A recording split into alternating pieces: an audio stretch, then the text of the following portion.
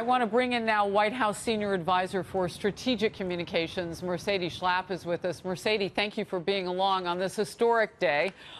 You know, the president has said that he is willing to work across the aisle. In fact, he worked during the holiday season saying, where is everybody? You know, come back. I need those Democrats to talk to. How is it going in terms of finding the juicy middle and opening up the government in this partial shutdown? Look, the president yesterday met with the Big Eight, with both the Democrats and Republican congressional leadership. The Democrats pretty much jumped right in and didn't let Secretary Nielsen give her presentation with the facts of what we're seeing right now as a border crisis. And so, in essence, they came up with their proposal. But their proposal, of course, does not just keeps the funding at $1.3 billion, doesn't go any further, and in essence doesn't do enough. And so the president has asked them to come back tomorrow to basically continue these negotiations. As we know, Harris, at this point, this is going to be the first test for Nancy Pelosi in terms of her leadership. Can she control the radical progressives in her party who want open borders, who want Medicare for all? And then can she successfully negotiate opening up the government?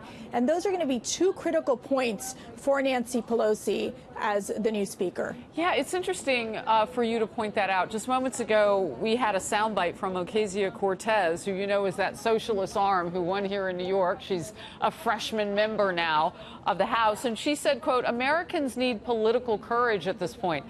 It'll be a challenge for Nancy Pelosi to go against those types of words flank on the left because they're making it about Americans.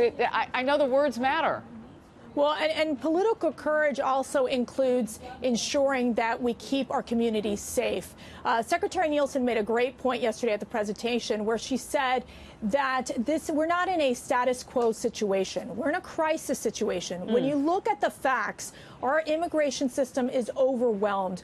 Our Border Patrol agents don't have the resources, they don't have the facilities, and they don't have the legal authority to deal with the onslaught of these illegal aliens crossing our border. We've seen an increase of over 90% of illegal border crossings in the last 2 months. And so she's basically saying, since we aren't in a crisis situation, that we can't allow for just status quo funding. And it is why the president is asking for more border wall funding. And even the Democrats said, look, we want strong border security, so we need to come on board. They need to come and negotiate. They refused our good faith offer. And Nancy really needs to figure out a way, and the Democrat leadership, how they're going to successfully reopen this government and negotiate with the president. All right. A couple of follows there. You know, Secretary Nielsen says that this is not a status quo situation. This is a crisis. I know from past reporting that executive fiat is something that has been talked about. The president could look at the border as an emergency situation and do something here, albeit it might be more temporary than you would want, but he doesn't necessarily need Congress to do what he needs to do on the border. Is that still factual? Look, the president has mentioned before that he wants to find ways to ensure that we're able to secure our border and find that funding. But the question right now that we have at hand is how we're going to reopen this government. And this is going to involve a negotiation with Congress. And it's what the president is focused on right now. It's why Vice President Mike Pence and the team went over to the Democrats, gave them a good faith offer. They refused to come back. They're stuck on the $1.3 billion, despite the fact that Nancy Pelosi wants to give more foreign aid money and add about $12 billion over the president's proposed budget on foreign aid. So they're willing to put the needs of foreign nations over the needs of our own citizens and keep our communities safe. So what I hear you saying in answer to my question is you're not at the point now where he would do like an executive order or whatever that other alternative might be. That's important because if you think you're going to pull that emergency hatch, you're going to negotiate differently. But what's also critical about what you're saying, Mercedes, is that the president is trying to reach across the aisle, and there's one word that is stuck. Would he not use the word wall in any instance? The president has talked about the physical barriers. He's talked about steel slats, and he's talked about, he's shown, actually these Democrat leaders saw pictures of it.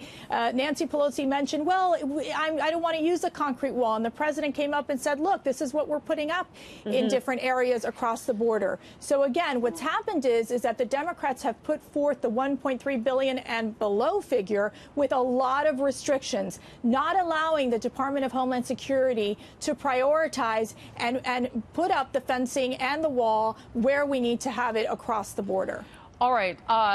Just real quickly, on this program, when the president was considering those 6 different prototypes for the wall, the slat system was on that. Like, we had a reporter down there. We featured it. We knew. This is not breaking news in that sense. It's fascinating that Democrats are stuck on that point. But we'll move on. So Democrats may pitch Mercedes to the idea of more and more investigations with the president in the White House. What is the reaction from the White House on that? Look, the president has made it very clear on the Democrat side. He wants to work on policy. He wants to work on ensuring that we're able to pass the USMCA, the biggest trade deal that we have that the president successfully negotiated. We want to work on infrastructure, invest in our American workers. We want to keep our economy booming with the lowest unemployment rates that we've seen. If the Democrats decide to go down the path of just subpoenas and investigations and continues this distraction, I tell you, the president has said he'll fight back. And I think that that's where his position is on this. And he's going to make sure that what he's going to do is keep working for the American people. If the Democrats go down that losing pathway of just focusing on subpoenas, I think it will hurt them in the long run. Interesting. We have legal expert, by the way, Alan Dershowitz, joining me in just a few minutes. And he says that there's something that the White House should definitely do at this point. So I encourage our viewers to watch that. I want to thank Mercedes Schlapp of the communications team at the White House. Thank you very much. Good to see you, and Happy New Year. Thank you, Harris. Happy New Year.